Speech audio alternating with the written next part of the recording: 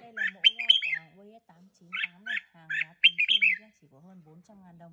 Đây là mẫu dai là hàng công ty Samsung Q92 giá là hơn 700 nhé.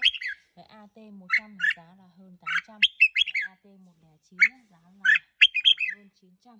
Đấy, các bác nào mà cần phụ kiện điều khiển này, túi đeo, cục sạc, đấy, túi thủ công thì bên em đều có nhé. Các bác nào có thể comment